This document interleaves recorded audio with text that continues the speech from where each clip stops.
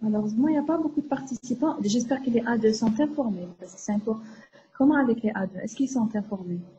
Ils arrivent, ils sont en train d'arriver. Ah, d'accord. On attend alors 2 minutes. D'accord.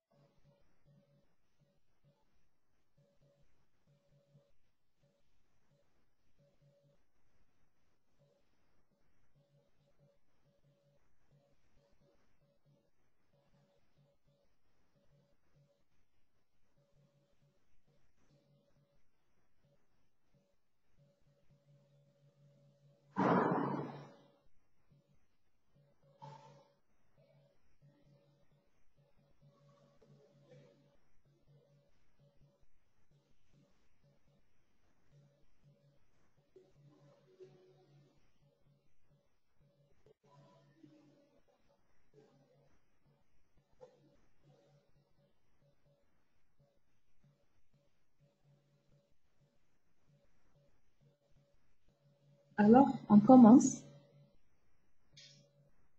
On va commencer. Alors, ça tombe bien parce qu'on va faire ce cours. Et après, à 17h, vous avez un TD avec professeur Abdia, donc ça va. Je pense que ça va être le même sujet. Donc, essayez d'assister parce que il fait très bien le TD. Donc, on va parler du trouble de la conduction cardiaque. Donc, il faut savoir comment l'influx électrique donc, est généré et transmis au niveau du cœur pour connaître les anomalies. Si vous avez des questions, vous pouvez m'arrêter, d'accord? Alors, le rythme cardiaque, il naît où? Il naît au niveau, donc il naît au niveau du nœud sinusal. Donc le nœud sinusal, donc c'est un amas de cellules, donc c'est un amas donc, qui est de petite taille, donc situé au niveau de la partie haute et droite de l'oreillette droite, près de l'abouchement de la veine cave supérieure. Donc c'est là où naît l'influx électrique. Donc ça va, vous m'entendez? Donc, je suis, est-ce que vous m'entendez?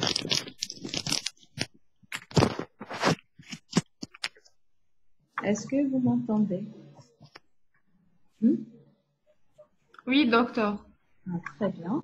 Alors, puis l'influx électrique, donc la dépolarisation, pardon, le potentiel d'action va se transmettre de proche en proche.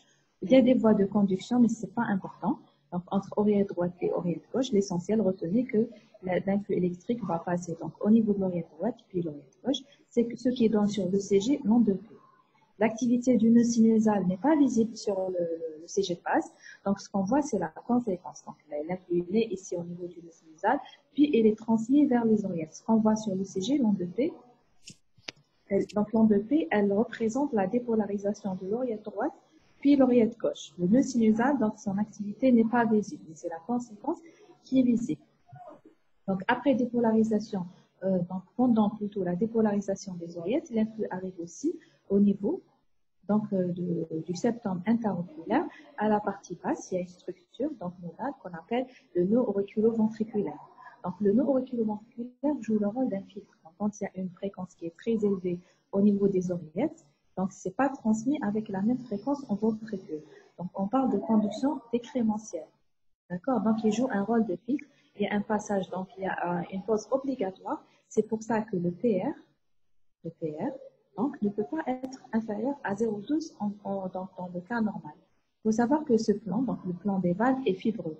Donc, l'influx électrique pour passer des oreillettes au ventricule, il est obligé de suivre ces voies de conduction. Donc, il ne peut pas aller par là ou par là. D'accord? Il y a du bruit, donc vous ne m'entendez pas. Moi, j'entends pas de bruit. Non, non, docteur, C'était c'était... tout à l'heure. Ah, tout à l'heure. Ah, ok, donc très bien. Donc voilà, donc après le nœud AV, il y a le faisceau de His. Le faisceau de His, il n'a pas la conduction différentielle comme le nœud AV. C'est le tout ou rien, donc il y a une transmission rapide de l'influx électrique. Donc ça va vers la branche droite et la branche gauche. La branche gauche se divise rapidement en deux hémibranches, donc une hémibranche antérieure et une hémibranche postérieure. Donc, que ça soit pour la branche droite ou pour les deux hémibranches, donc le gauche, donc elles vont se terminer par quoi? Par des petites ramifications, donc on appelle le réseau de Purkinje. Donc ce réseau de Purkinje va entraîner donc la dépolarisation des myocytes. Donc les myocytes, c'est les cellules musculaires cardiaques, donc ils vont assurer la fonction de contractilité. D'accord? Donc cette activité électrique, elle est à la base, elle va être à l'origine d'une activité mécanique. Donc la fonction principale du cœur, c'est une fonction mécanique. Donc c'est une pompe, donc c'est une pompe. Mais cette activité mécanique ne peut pas avoir lieu s'il y a une anomalie donc, électrique. Donc les troubles conductifs, ça peut se situer à ce niveau-là. Donc la transmission de l'influx électrique du nœud sinusal vers les oreillettes. Sinon, ça on appelle ça le bloc sino-auriculaire. Sinon, le problème, c'est entre oreillette et ventricule. Donc, le bloc auriculo-ventriculaire, ça peut toucher soit le nœud, soit le faisceau de His, soit les branches. Donc, tous les niveaux qu'on vient de décrire peuvent être touchés. Donc, on va voir ça en détail.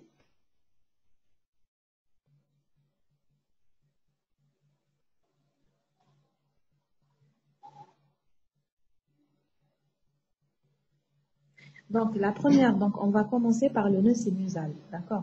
Les anomalies qu'on peut voir au niveau du nœud sinusal, donc on peut avoir une bradycardie sinusale. C'est quoi une bradycardie sinusale? Donc, c'est un rythme sinusal normal. Donc, on a fait le CG normal. Enfin, on n'a pas fini. Le CG normal, vous avez un rythme sinusal. Donc, vous avez une entrée qui est positive en D2, d'accord? En AVF. Et chaque donc P, donc elle est suivie d'un QRS et tout, avec un PR qui est supérieur ou égal à 0,12. Mais le problème, c'est qu'il y a le rythme est normal, mais juste la fréquence qui est basse. Donc on parle de bradycardie sinusale, donc la fréquence est inférieure à 50 par minute. D'accord? Voilà, la fréquence normale est entre 60 et 100. Mais on parle de bradycardie quand c'est inférieur à 50. Pour la bradycardie sinusale, en général, c'est pas quelque chose de grave. C'est pas une bradycardie sinusale qui peut tuer un malade. La bradycardie sinusale, elle peut avoir des étiologies. Donc, elle peut être tout simplement physiologique. Par exemple, quand on dort, il y a l'activation du système nerveux parasympathique. Donc, c'est normal d'avoir une bradycardie. Donc, le rythme cardiaque peut vraiment diminuer pendant le sommeil. Comme je vous ai dit là hier, que donc, le nœud sinusal est très sensible au système nerveux autonome. Donc, le sympathique l'accélère, le parasympathique le ralentit. Il y a aussi le sportif. Le sportif, il a une hypertonie vagale, donc il peut y avoir une bradycardie sinusale. Il y a aussi l'hypothyroïdie. L'hypothyroïdie, quand on a l'hypothyroïdie, on peut faire une bradycardie sinusale, parce que l'hypothyroïdie, tout est ralenti, contrairement à l'hyperthyroïdie qui donne une tachycardie sinusale. L'hypothyroïdie donne une bradycardie sinusale. Donc, en général, bradycardie sinusale, c'est pas inquiétant. Il faut juste chercher la cause, voilà. Donc, c'est pas méchant.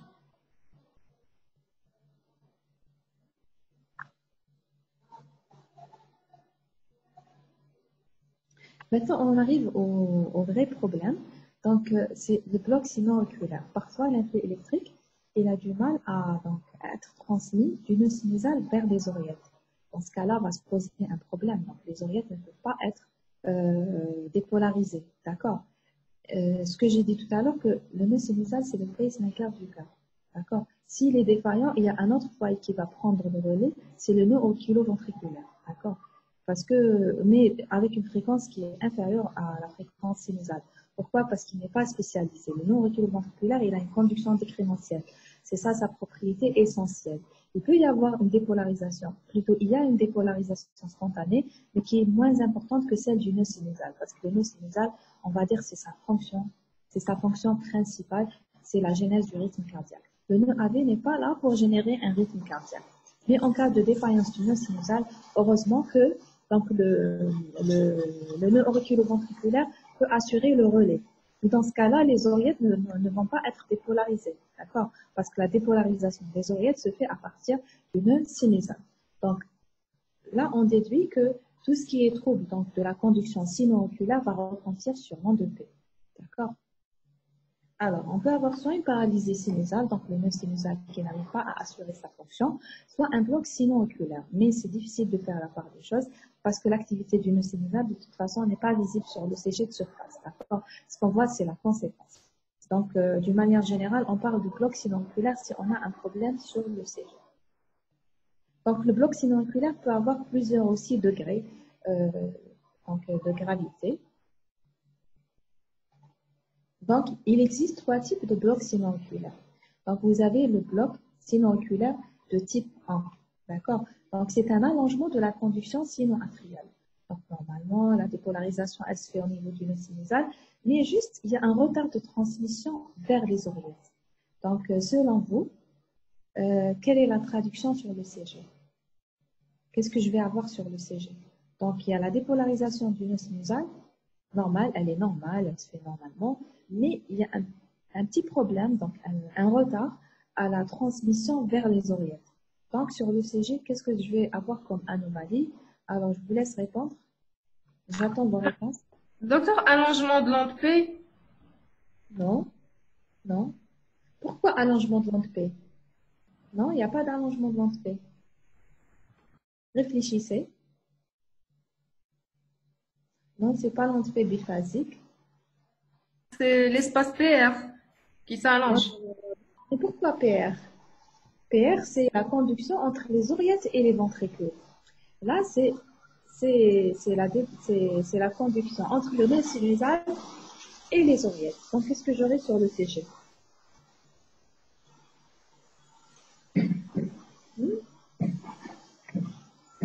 Qu'est-ce que je vais avoir sur le CG?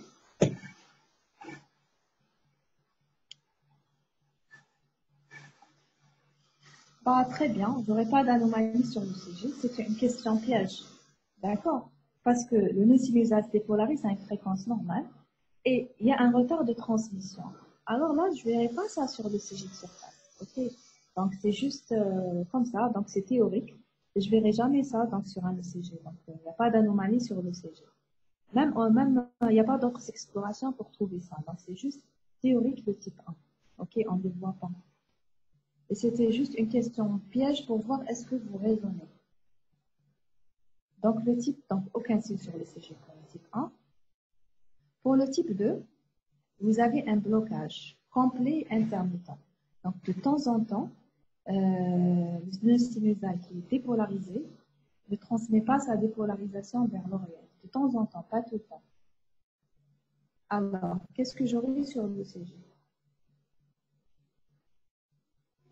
Vos réponses? Vos réponses?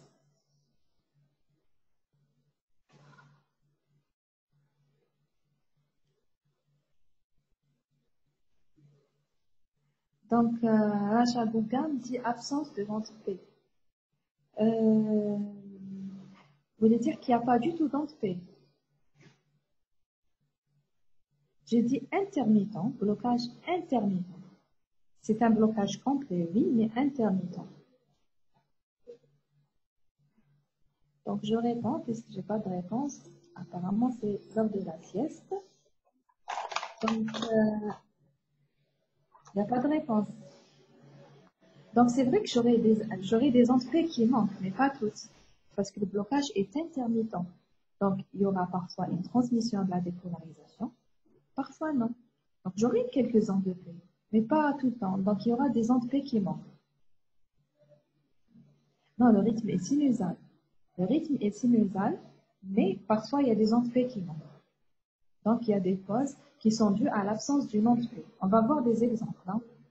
Donc, il y a des ondes P qui manquent, mais il y a quand même des ondes P. parce que c'est intermittent, donc c'est pas permanent. Si j'avais dit permanent, là, vous me diriez, oui, c'est pas d'entrée.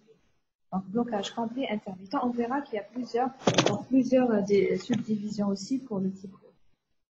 Donc, voilà.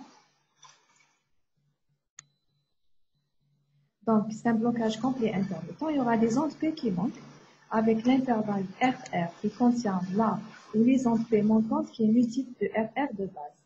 Donc, il y a des ondes P qui manquent. Donc, si l'onde P manque, donc elle va pas, donc la dépolarisation ne va pas être transmise par les voies nodoliciennes vers les ventricules. Donc, il y aura des QRS aussi qui manquent. D'accord? Et donc, l'intervalle RR qui contient l'onde P bloquée va être multiple de l'intervalle RR de base. On verra un exemple hein, ou des exemples. Donc, le type 3, c'est le blocage complet et permanent. Alors, dans ce cas-là, qu'est-ce que je vais avoir sur le CG? J'attends vos réponses. Absence d'onde P. Très bien. Absence complète d'onde P. Alors, qu'est-ce que j'aurai sur le CG? Il n'y a pas d'onde P. Qu'est-ce que j'aurai? Qu'est-ce que j'aurai? Il n'y a pas d'onde P. Je suis d'accord. Oui. Et qu'est-ce qu'il y aura alors? Complexe QRS uniquement. Voilà, c'est des complexes. On les appelle comment? Qu'est-ce que j'ai dit? Quand le nœud sinusal ne fonctionne pas, donc c'est le nœud avec qui va prendre le relais. Donc on appelle ça échappement. Ok? Quand par exemple il y a une partie dans les troubles conductifs, d'une manière générale, quand il y a une partie qui est défaillante, il y a une autre qui prend le relais, on appelle ça échappement. Donc là il y a un échappement. Donc vous aurez des QRS qui sont dus à l'échappement. Heureusement, s'il n'y a pas d'échappement, imaginez s'il n'y a pas d'activité donc s'il n'y a pas de c'est un bloc sinoculaire complet, donc il y aura une absence d'activité cardiaque. Heureusement qu'il y a l'échappement. Donc rythme. Donc pour Aïcha Rabbi, elle dit le rythme non sinusal. Parfois il y a donc s'il n'y a pas de bande P, c'est pas un rythme sinusal, d'accord? On va dire que c'est un rythme jonctionnel, c'est un rythme d'échappement. Ce n'est plus un rythme sinusal. Si vous n'avez pas d'onde P sinusale, ce n'est plus un rythme sinusal. D'accord? Donc, il n'y aura pas d'onde P sur le CG. Alors, ça, c'est un schéma qui résume les types, donc les différents types de blocs sino-oculaires.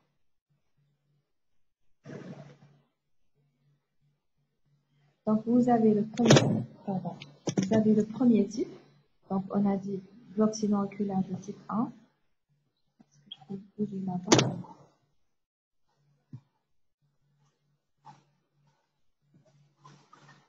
Voilà, donc vous avez le bloc sino-oculaire de type 1, donc il ne se manifeste pas sur le CG.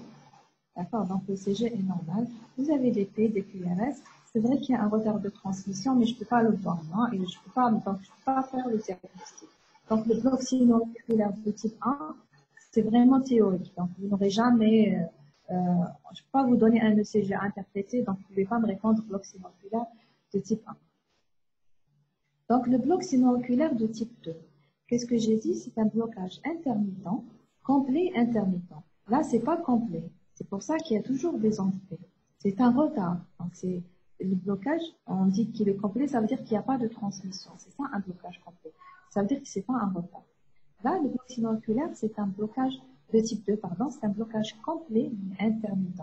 Et pour ça, là, vous avez une onde P, là, vous avez une onde P, là, vous avez une onde P, là, vous avez une onde P. Pardon, je prendrai celui-là et puis je vous expliquerai les autres. Donc là, vous avez une entrée. Là, vous avez une entrée. Là, vous avez normalement une entrée ici qui est manquante. D'accord? Là, vous avez une P, une P et une P. Donc, c'est un blocage pas tout le temps, intermittent. C'est pour ça qu'on l'appelle type 2. Et ce que j'ai dit tout à l'heure, que l'intervalle RR, c'est cet intervalle RR, qui contient donc l'onde P, qui normalement devrait contenir l'onde P bloquée, il est le multiple, soit de soit 3 fois, soit donc le RR de base. Ça, c'est le cas typique du bloc sino-oculaire de type 2. Il existe d'autres types. Vous avez le bloc sino-oculaire de type 2 croissant. Qu'est-ce que ça veut dire? Ça veut dire que l'intervalle PP, il augmente. Ça, vous n'êtes pas obligé de retenir. Hein. Donc, l'intervalle PP qui augmente, il augmente, il augmente, et là, il y a une onde P qui manque. Ça, c'est un BSA type 2 croissant. Vous avez le décroissant, c'est le contraire. L'intervalle PP qui diminue avant un blocage complet. D'accord? Mais tout ça, c'est des types de. D'accord? Est-ce que ça va? Est-ce que c'est pas compliqué, non? Est-ce que vous arrivez à me suivre? Hmm? Oui, Est-ce que ça va? oui, ça va, c'est clair. Très bien. Alors, il y a le haut degré aussi. Attendez, je vois la conversation. Je pense que quelqu'un a écrit quelque chose. Très bien. Alors, le bloc sinulaire de deuxième degré, en général, quand vous avez plusieurs P qui manquent, hein, donc ça donne une longue pause. C'est pour ça qu'on appelle ça de haut degré. Mais ça, c'est simplifié, hein, parce que parfois, entre-temps, on peut trouver un échappement ici. Là, il y a plusieurs P qui manquent, et puis vous avez une P. Mais parfois, je peux trouver un échappement ici avant que l'autre P arrive. D'accord? Je peux trouver quand la pause est longue, je peux trouver un échappement. Donc, un QRS sans en P. C'est ça l'échappement. Pour le bloc sinoculaire de troisième temps, type 3, qu'est-ce que j'ai? J'ai que des QRS. Bien sûr, le rythme est plus lent qu'un rythme sinusal. Parce que le nœud AV, donc quand je dis jonctionnel, ça veut dire à partir du nœud oculoventriculaire. Hein. Donc la jonction, c'est entre oreillette et ventricule. C'est pour ça qu'on l'appelle rythme jonctionnel. Donc là, c'est un échappement avec une fréquence qui est inférieure à la fréquence du rythme sinusal. Est-ce que ça, c'est compris? C'est vraiment simple, hein, c'est une question, les troubles conductifs, c'est juste une question de logique, c'est pas difficile. Est-ce que c'est compris? Pas de réponse, alors je passe. Là, un ECG, alors, dites-moi qu'est-ce qu'il y a sur l'ECG. Donc, vous avez un ECG 12D, D1, D2, D3. Donc, vous avez, c'est un ECG 12D, D1, D2, D3, AVR, AVR, AVR, et les précordiales. Et vous avez un tracé lent. En général, pour tous les troubles de la conduction ou les troubles du rythme, il faut avoir un tracé lent. Ça veut dire une dérivation où vous avez un tracé qui se déroule pour voir les troubles, les troubles On du rythme. remarque qu'en DD, Pourquoi si je prends juste un petit morceau, je peux pas voir. Pardon? J'ai pas entendu, pardon? on remarque qu'en D2, il y a un bloc. Oui, très bien. Donc, c'est quel type? Donc, est-ce que c'est un bloc? On appelle ça comment? Qu'est-ce qui manque? Pareil à ça, du deuxième degré. Très bien. Donc, il y a une onde P qui manque ici. Il y a une onde P qui manque ici. Donc, c'est un PSA de type 2. Oui, de type 2. Voilà. Docteur, je vois pas le bloc. D'accord, ok. Donc, là, vous voyez mon curseur. Oui, il y a Donc, vous avez quatre QRS rythmés, ensuite le cinquième est absent. oui, très bien. Donc, vous avez PQRS, PQRS, PQRS, PQRS. Si je suis les intervalles de P. Donc, voilà, voilà, voilà. Normalement, là, je devrais avoir une P. Je l'ai pas. Il y a une P qui manque ici, à peu près. D'accord? Pourquoi? Parce qu'il y a un blocage de passage, donc de l'influx électrique du nœud sinusal vers les oreillettes. C'est pour ça qu'il y a une onde P qui manque. Et puis là, ça reprend. C'est un type 2. Pourquoi? Parce qu'il y a des ondes P.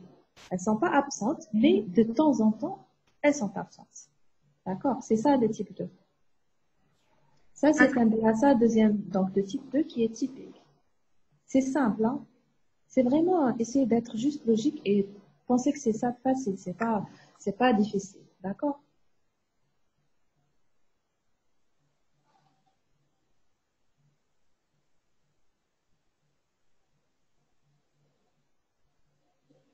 Maintenant, on arrive au bloc auriculoventriculaire. En réalité, c'est le plus important pour vous des externes. D'accord? Maintenant, avant, on a parlé du bloc sinoculaire. Le problème était entre le nœud sinusal et les oreillettes.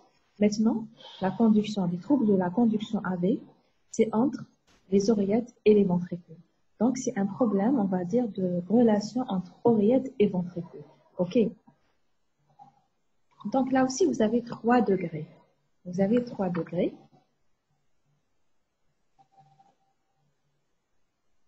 Donc, vous avez le BAV premier degré. Le BAV premier degré, donc toute la conduction, toutes les entrées sont conduites au ventricule. D'accord? Mais avec un retard. Là, ça se voit sur le CG. Hein. Donc, le PR est lent. Le PR est lent, mais toutes les entrées sont conduites. Hein. Il n'y a pas une entrée bloquée. On appelle ça le BAV premier degré. Ok? En général, c'est pas méchant. Plutôt, c'est pas méchant. Donc, ça nous inquiète pas. le BAV premier degré. Pourquoi? Parce qu'en général, déjà, il est de siège nodal, il n'y a pas de pause, même ça donne même pas une bradycardie. Parce qu'après tout, la fréquence sinusale, c'est la même, c'est la fréquence ventriculaire. Donc, c'est pas, ça donne même pas une bradycardie, un bloc de premier degré. OK? Et c'est pas méchant de part, oui, il y a une notion que je vous ai pas dit avant de rentrer dans les degrés du bloc. Il y a une règle à retenir, c'est que plus le bloc est pas situé, plus il est grave. D'accord? Je vous ai montré sur un schéma ici. Attendez, je reviens juste un instant.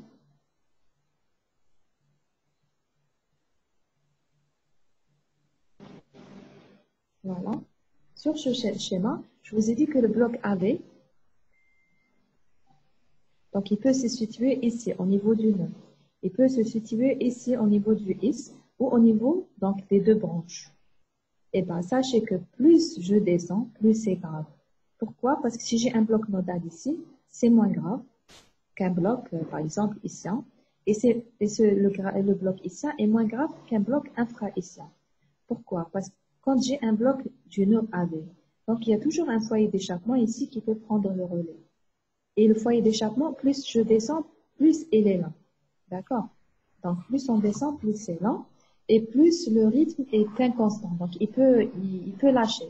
S'il lâche, c'est une asystolie avec mort subite. D'accord? Donc, plus le BAV est haut situé, moins il est grave. Plus on descend, plus on va d'ici à ici, plus c'est grave. D'accord? C'est une notion très importante à comprendre pour le BAV, pour le bloc auriculo-ventriculaire.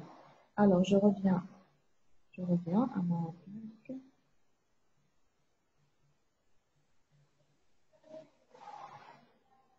Voilà. Donc, j'ai parlé du bloc premier degré. En général, c'est nodal. Donc, c'est pas méchant. Quand on parle du bloc nodal, c'est pas méchant. Et ça nécessite pas de traitement. Le BAV premier degré nodal. Donc, ça nécessite pas de mettre un pacemaker. En plus, ça se voit aussi quand il y a une hypertonie vagale chez le sportif, quand on dort. Ça, on peut trouver un PR, non? Comme on a parlé tout à l'heure de la bradycardie sinusale. Donc, les mêmes causes peuvent donner un BAV premier degré. D'accord? Maintenant, vous avez le BAV deuxième degré. Bon, dans le deuxième degré aussi, il y a plusieurs sous-types, on va dire. D'accord? Le BAV deuxième degré, c'est un blocage complet et intermittent. D'accord? Donc, il y a des QRS qui manquent. C'est pas des P qui manquent comme le bloc sinoculaire. C'est des QRS qui manquent. Donc, il y a des P qui n'ont pas leur QRS. Donc, il y a des P qui n'ont pas été conduites au ventricule. C'est ça le BAV deuxième degré. On verra les sous-types. Le BAV troisième degré est un blocage complet entre oreillette et ventricule. Donc, il n'y a aucune relation entre le rythme auriculaire et ventriculaire. Donc, au niveau des oreillettes normales, il y a des ondes P sinusales. Ça fonctionne normalement, mais aucune n'est transmise au ventricule. Alors, qu'est-ce que j'aurai? J'aurai un rythme d'échappement. Donc, le rythme d'échappement, la fréquence, la morphologie et tout, elle sera en fonction du site d'échappement. Et donc, du site aussi du bloc. Est-ce que ça, c'est clair? Est-ce que jusqu'à présent, c'est clair? N'ayez pas, donc ne vous inquiétez pas, je vais refaire ça. D'accord? Mais est-ce que pour le moment, vous avez compris? Oui, ça va, docteur. Ça va. Alors, je rentre un peu dans les détails du deuxième degré. Le deuxième degré, qu'est-ce que j'ai dit? Donc, le premier, c'est juste un retard. D'accord? Le deuxième, c'est un blocage complet, mais intermittent. Le troisième, c'est un blocage complet et permanent. D'accord? Pour le deuxième degré, alors vous avez plusieurs types, mais principalement deux. Les deux, le Mobitz 1 et le Mobitz 2. Donc, le Mobitz 1, qu'est-ce qui va y arriver? Donc, vous avez la onde P, donc PQRS. PQRS, on remarque que le PR s'allonge. Ici, il s'allonge, là, il s'allonge. Là, il s'allonge encore plus, et puis une onde P bloquée. Donc, l'onde P, avant de se bloquer, vous avez des PR qui s'allongent. Donc, ça s'allonge, ça s'allonge, ça s'allonge, et puis ça bloque. Et puis, vous avez une reprise de l'onde P après sera conduite avec un PR qui est court, hein, qui ressemble à celui du début. Et puis, il va s'allonger, s'allonger, s'allonger pour de nouveau se bloquer. On appelle ça BAV, donc deuxième degré, Mobitz 1. D'accord, c'est le Mobitz 1. Le Mobitz 2, voilà le Mobitz 2. Donc, le PR ne change pas, il est constant et de temps en temps, vous avez une onde P bloquée. Le QRS là est large, là il est fin, mais là il peut être fin. C'est vrai que sur le schéma il est large, mais il peut être fin. C'est pas important. Ce détail n'est pas important. Donc, vous avez des PR, regardez ici, ce PR et ce PR est le même. Puis vous avez une entrée bloquée ici, et puis les PR sont les mêmes, hein, ça ne s'allonge pas, et puis vous avez une P bloquée. Est-ce que sur le plan électrique, vous avez compris la différence entre Mobitz 1 et Mobitz 2? Est-ce que vous avez compris la différence entre Mobitz 1 et Mobitz 2?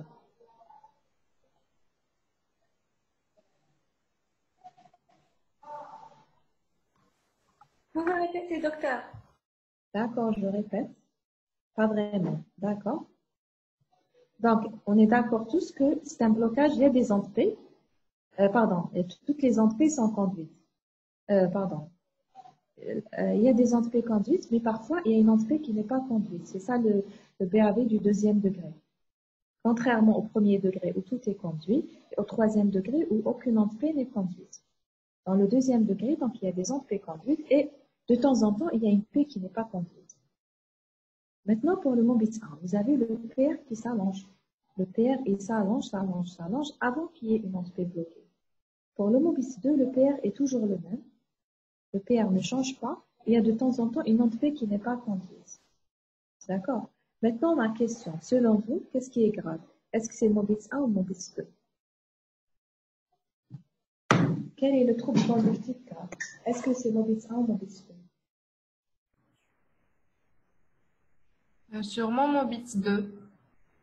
Sûrement Mobitz 2. J'attends d'autres réponses. Je ne dis pas est-ce que c'est juste. J'ai toujours la même réponse. C'est vrai que c'est 2, mais ce n'est pas parce que c'est suivi. Hein. 2, 2, 2. Tout le monde sait que c'est 2, mais pourquoi? Oui, je vous dis oui, c'est vrai. Mobitz 2, c'est plus grave. Pourquoi? D'ailleurs, un Mobitz 1, on n'implante pas un pacemaker si le patient est asymptomatique. Par contre, Mobitz 2, si le patient, même s'il est asymptomatique, donc il n'a pas de signe clinique, il faudrait mettre un pacemaker. Pourquoi? Pourquoi le type 2? La réponse est dans ce que je vous ai dit. Hein. Pourquoi Mobitz 2 est plus grave? Ce n'est pas parce que c'est suivi. Pour les gens qui disent c'est suivi. Mobitz 2, l'atteinte est située plus bas que celle du Mobitz 1, non? Très bien, oui, c'est ça. C'est ça la réponse. Je n'ai pas compris pour celui qui a dit la fréquence des blocs. Je n'ai pas compris la réponse. Alors, donc rappelez-vous, ce comportement de PR qui s'allonge et puis ça bloque, c'est le comportement du nœud. Le nœud, c'est le nœud qui a une conduction exponentielle. D'accord? Le faisceau de His et ses branches ont une conduction tout ou rien. Donc, soit ça conduit, soit ça ne conduit pas. Ça ne s'allonge pas. Donc, c'est pour ça que le Mobitz 1, il est de siège en général. Là, il n'y a pas de 100% en métier, mais il est de siège nodal. Parce que ça, c'est un comportement nodal. Par contre, le Mobitz 2, il est soit hissien, soit infrahissien. De toute façon, il est infranodal. D'accord? Et un bloc infranodal, c'est grave. Il faudrait mettre un PACE. Pourquoi? Parce que le rythme d'échappement peut être inconstant. Donc, je ne peux pas faire confiance à ce rythme d'échappement. S'il lâche, mon patient va faire une asystolie et donc il peut mourir. D'accord? Donc, c'est pour ça que le Mobitz 2 est plus grave que le Mobitz 1. Même asymptomatique, il faudrait mettre un pacemaker. Maintenant, il y a d'autres types. Donc, je vous ai dit principalement, il y a Mobitz 1, Mobitz 2. Il y a d'autres types, par exemple, il y a le 2 pour 1. Le 2 pour 1, vous avez une P qui conduit, une P bloquée, P conduit, P bloquée, P conduit, P bloquée. D'accord? Donc, celui-là, je ne peux pas le classer ni Mobitz 1 ni Mobitz 2 parce qu'il y a un seul PR. Il y a un seul PR avant l'entrée bloquée. Donc, je ne peux pas voir s'il y a allongement ou pas. Donc, il peut être soit de siège nodal, comme le Mobitz 1, soit de siège infranodal, comme le Mobitz 2. Alors, comment je fais pour faire la part des choses? Je cherche les autres tracés, parce que parfois, chez le patient qui a un bloc nodal, je trouverai des tracés comme ça, donc en Mobitz 1. Chez le patient qui a un infranodal, je trouverai peut-être des tracés comme ça, donc en Mobitz 2. Mais parfois, le patient est tout le temps en 2 pour 1. Alors, comment savoir qu'il a donc un bloc nodal ou infranodal? Il faudrait faire une exploration endocavitaire. Là, je ne vais pas rentrer dans la électrophysiologie, donc c'est une exploration électrophysiologique endocannulaire. Donc, on met une sonde, donc c'est par voie invasive, on pique la veine, on met une sonde en contact du faisceau de His. D'accord? Et là, je ne vais pas rentrer dans les détails, mais je peux, si vous voulez que je rentre, je peux rentrer après. Je peux savoir est-ce que le bloc est nodal, est-ce qu'il est infranodal, est-ce qu'il est intraïcien ou infraïcien. D'accord? Donc, je peux avoir recours à l'exploration, donc qui est une exploration invasive, l'exploration électrophysiologique endocannulaire pour préciser le siège de mon bloc quand j'ai un bloc 2 pour 1. Est-ce que c'est compris? Il y a un autre type dans le deuxième degré, mais il y a des gens qui ne le classent pas dans le deuxième degré. C'est quand vous avez plusieurs P bloqués, au moins 2, successifs. Ça, c'est très grave. D'accord? Donc, quand vous avez plus d'une onde P bloquée successive, en général, c'est intranodal, voire intraïcien, et c'est grave. Il faudrait mettre en place. Parce que comme il y a 2 P successifs qui sont bloqués, je peux avoir 3, je peux avoir 4, je peux avoir carrément une asystolie. Donc, il y a une qui n'a pas compris le 2 pour 1. Le 2 pour 1, c'est simple. Vous avez P conduite, P bloqué, P conduite, P bloqué. Qu'est-ce que ça veut dire 2 pour 1? Ça veut dire que pour 2 P, vous avez un QR. C'est ça ce que ça veut dire 2 pour 1. Donc, une P conduite, une P bloquée, P conduite, P bloqué, P conduite, P bloqué. Donc, une sur 2 est conduite, une sur 2 est bloquée. C'est ça. Donc, je ne peux pas voir est-ce que le PR, comme le mobile 1, le PR s'allongeait avant la P bloquée. Et pour le mobile 2, le PR reste constant. Là, je ne peux pas classer ça ni ici, ni ici. Parce qu'il n'y a pas d'élément comparatif. J'ai un seul PR entre 2 P bloqués. D'accord? Donc, je ne peux pas savoir est-ce qu'il s'allonge ou pas. Donc, c'est pour ça qu'il faut avoir recours à autre chose pour savoir le siège. Donc, le haut degré, il est grave. J'ai dit, vous avez au moins 2 P successifs qui sont le troisième degré. Donc, il peut être le siège nodal, infranodal, donc ça dépend. Et là, vous avez une dissociation complète. Qu'est-ce que ça veut dire dissociation? Ça veut dire que vous avez un rythme auriculaire. Vous avez des P ici.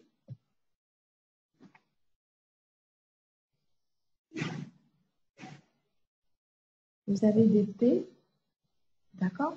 Vous avez des P. Voilà le rythme auriculaire. Vous suivez ma... Voilà, il est là. On remarque qu'il est plus rapide que le rythme ventriculaire. Voilà le rythme ventriculaire. Vous voyez qu'il n'y a aucune relation entre les ondes P et les PRS. Aucune. Regardez, c'est pas une onde P qui donne. Si je vois que ça, je peux dire que c'est P dans ce PRS. Et si je vois le tout, c'est pour ça que pour voir les troupes rythme, il faut avoir un tracé assez lent. Là, il n'y a aucune relation entre les P. Là, il y a une onde P qui tombe ici. Là, il y a celle-là, il y a celle-là, il y a celle-là qui ne peut pas conduire. C'est pas cette P qui a donné ce PRS parce que le PR est court ici. On a dit que le PR, il faut que ça soit au moins 0,2 secondes.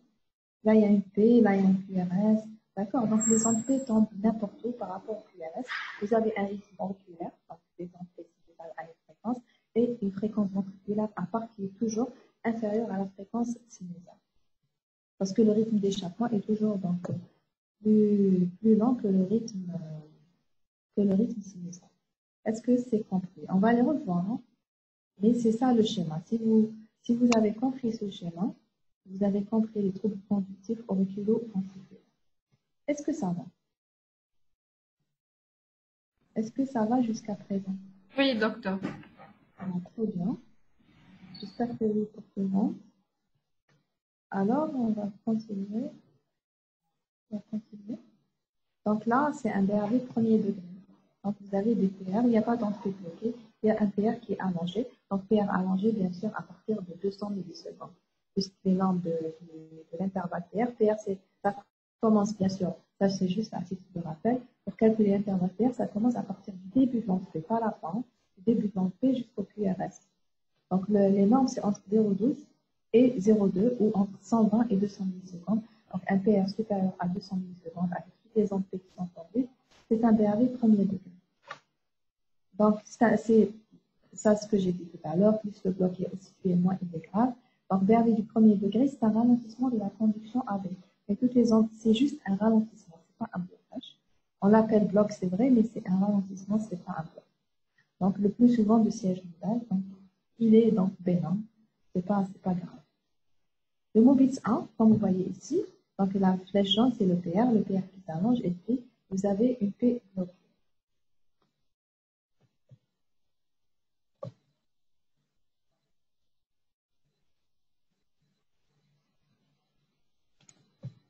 Voilà, donc le PR, il s'allonge, s'allonge.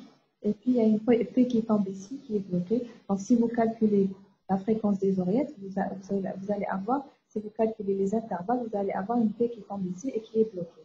Et puis, ça revient à un PR normal, qui va s'allonger de nouveau. Donc, c'est sous forme de cycle. D'accord?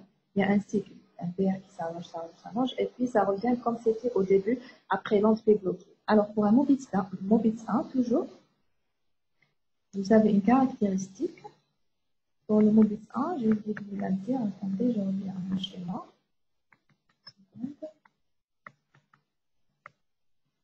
Donc, pour le Mobitz 1, vous avez une caractéristique, toujours. Hein. Vous avez ici une P bloquée. Attendez une seconde, je vais recréer ça. Voilà, vous avez une P bloquée ici. Donc, le PR avant l'onde P bloquée est toujours plus lent que le PR après l'onde P bloquée. D'accord? Ça, c'est un Mobitz 1. Pour le Mobitz 2, non. Le PR avant et après, c'est le même. D'accord? Donc, c'est ce que je voulais vous dire. Voilà, voilà, voilà. Alors, pour le Mobitz 2, on a dit blocage du montée sans allongement préalable du PR. Donc, le siège est infranodal, donc c'est le champ de pronostic potentiellement grave. Maintenant, vous avez BAV2 pour 1. Donc, une onde P sur 2 est bloquée. Donc, le siège du bloc est précisé, comme je l'ai dit, par l'exploration. Après, si vous voulez qu'on en parle, on peut. Mais j'ai pas envie de vous surcharger. Déjà, on vient de faire un PD. Maintenant, on fait il faut comprendre le CG. Après, si vous voulez qu'on parle d'exploration électrophysiologique, on peut en parler après. Là,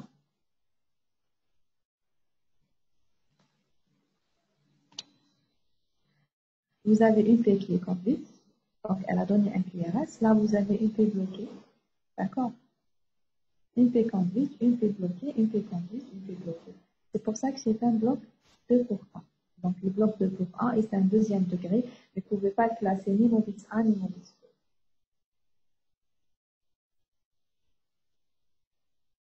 2. Le troisième degré, ce qu'on a dit, c'est un blocage complet et permanent. D'accord? Donc, premier degré, c'est un blocage qui n'est pas complet. Le bloc de deuxième degré, c'est un blocage qui est complet mais intermittent. Le blocage de troisième degré, c'est de la totale, donc c'est complet et permanent de la conduction AV. Donc tous les sièges sont possibles, donc du nœud AV jusqu'au siège intrahétien. Donc le CG dissociation AV. Et un élément pronostic important, c'est la largeur des QRS. Parce que plus on descend, plus les QRS sont larges. Rappelez-vous, pour le CG normal, le QRS est fin. Pourquoi? Parce que ça descend, donc l'électrique descend par le faisceau de 8, et les deux ventricules sont dépolarisés en même temps. D'accord? Mais si le rythme d'échappement se situe au niveau des ventricules, donc il y a un ventricule qui est dépolarisé et puis l'autre. C'est pour ça que les QRS sont larges. Donc le fait de voir un QRS large, ça veut dire que l'échappement n'est pas situé. Et en général, c'est bon, il est à 30. C'est pas comme l'échappement jonctionnel où vous trouvez des QRS fins et une fréquence acceptable. Si les QRS sont larges, en général, la fréquence est basse et le rythme n'est pas constant. Donc, le patient risque plus de faire une mort subite. Est-ce que c'est compris pour les BRV? Si vous voulez, après, je vous montre des ECG et vous allez faire le diagnostic. Est-ce que vous avez des questions pour le bloc auriculoventriculaire? Est-ce que c'est clair? Docteur, dans BAV2, quand on dit complet, c'est par rapport à quoi? Donc, on dit blocage complet. Ça veut dire, c'est pas un retard, c'est un blocage. C'est une grille qui n'est pas suivie de QRS. C'est ça. Mais le bloc complet, c'est le troisième degré. Il ne faut pas confondre. Quand je dis BAV complet, ça veut dire que c'est un troisième degré. Hein? D'accord? Mais quand, dans le BAV2 pour 1, quand je décris, je dis complet, ça veut dire que ce n'est pas un retard, c'est un blocage. Maintenant, on a fini pour les BAV. C'est ça, c'est simple, les BAV. C'est une histoire de logique et c'est une histoire de relation entre P et QRS. Donc, pour le bloc sinuoculaire, c'était la présence ou non d'entité. Pour le BAV, c'est une relation entre P et QRS. Est-ce que chaque P a son QRS? Est-ce qu'elle a avec l'intervalle normal? Est-ce que ça s'allonge? Est-ce que ça bloque de temps en temps? Est-ce qu'il n'y a aucune relation? C'est ça l'histoire des BAV, des blocs auriculo-ventriculaires. Maintenant, on va parler des troubles de la conduction intraventriculaire. Donc, qu'est-ce que ça veut dire, trouble de la conduction intraventriculaire? C'est au niveau des branches, soit la branche droite, soit la branche gauche, soit les hémibranches de la branche gauche, donc l'hémibloc antérieur gauche ou l'hémibloc postérieur gauche. Donc, bloc de branche, c'est un ralentissement ou blocage au niveau de l'une des branches du faisceau de His. Donc, un ventricule se dépolarise forcément avant l'autre. Par exemple, si vous avez un bloc de branche droite, d'accord, donc l'influx électrique va descendre des oreillettes vers le nœud et puis le faisceau de His, et puis, donc il va descendre dans les deux branches, hop, il est bloqué au niveau de la branche droite. Donc, le ventricule gauche va se dépolariser normalement par la branche gauche, et le ventricule droit va rester à la fin. Pourquoi? Parce qu'il va être dépolarisé de proche en proche à partir du ventricule gauche. C'est pour ça que le QRS va être large. D'accord? Donc, un ventricule se dépolarise avant l'autre. C'est pour ça que, élément très important pour le bloc de branche, le QRS est large. Voilà. Donc, les blocs peuvent être complets ou incomplets, mais ça, c'est une notion controversée aussi. Ils peuvent être intermittents ou permanents. Alors, intermittent, ça veut dire que je prends un ECG. Ça veut dire que si je prends tous les ECG du patient, je vais trouver ce bloc de branche. Intermittent de temps en temps. Donc, aujourd'hui, je fais un ECG, je trouve un PRS1. Tout à l'heure, je refais un autre, je trouve un bloc de branche. C'est ça ce que ça veut dire intermittent. Peuvent être organiques ou fonctionnels. Alors, organique, c'est en rapport avec une atteinte. Donc, le faisceau est malade.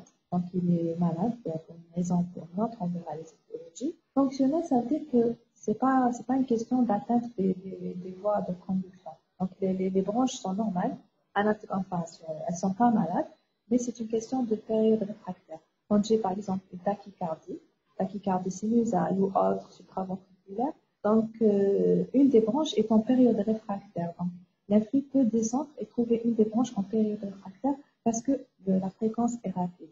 C'est ça ce que ça veut dire un bloc de branche fonctionnelle. Donc, c'est pas dû à une atteinte des branches elles-mêmes, mais c'est juste une histoire de période réfractaire.